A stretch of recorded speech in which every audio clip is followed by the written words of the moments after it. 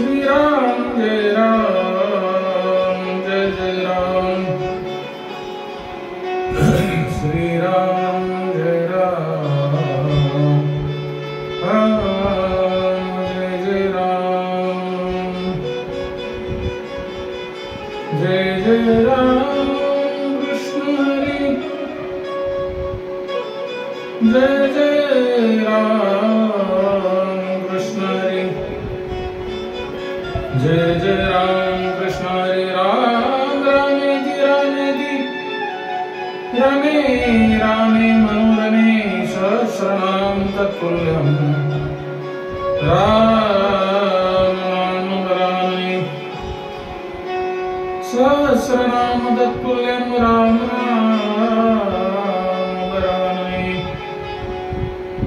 सहस्रनाम तत्तुल्यं राम नाम वरानने सहस्रनाम तत्तुल्यं राम नाम वरानने राम कृष्ण हरि राम कृष्ण हरि जय जय राम कृष्ण हरि जय जय राम कृष्ण हरि जय जय राम कृष्ण हरि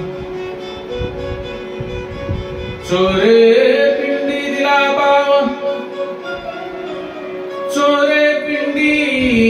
दिला पाव त्या पूजने धाय देव त्या पूजने धाय देव। एका अरण्यामध्ये पूर्वकालीन शिवालय असल्यामुळे त्या पूर्वकालीन शिवालयाच्या मंदिरामध्ये एक मोठी आणि उंच घंटा असल्यामुळे चोरी करणारा प्राणी तिथे गेला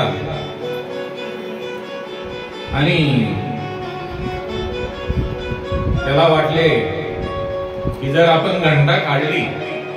तर आपलं काहीतरी साध्य होईल, आपलं भलं होईल आणि आपल्याला 4 पैसे मिळतील। या उद्देशाने त्याने ती घंटी काढण्याचा प्रयत्न करू लागला, पण महादेवाचे शिवलिंग असल्यामुळे त्याला ती घंटा काढता येत नव्हती, म्हणून त्यांनी त्याचा हात पुरत नसल्यामुळे डायरेक्ट महादेवाच्या शिवलिंगावर पाय ठेवून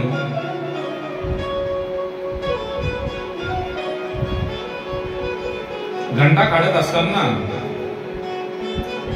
भगवान शिव शंकर हा खरा भोळा बाबडा देव आहे। महादेवांना वाटले, अरे बाबा रे, आतापर्यंत जेवढे काही भाविक भक्त होते त्यांनी माझ्या पिंडीवर डोके ठेवून माझे दर्शन घेतले, परंतु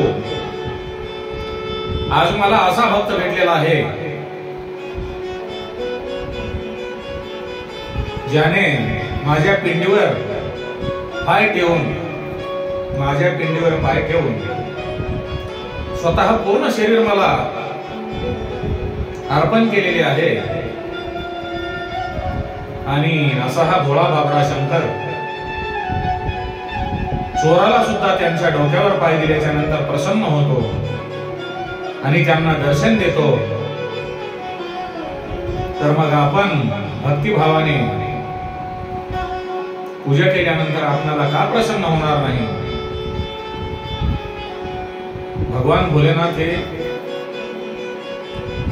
शमशानवासी अजून सर्व जीवावर कृपा करणारे आहेत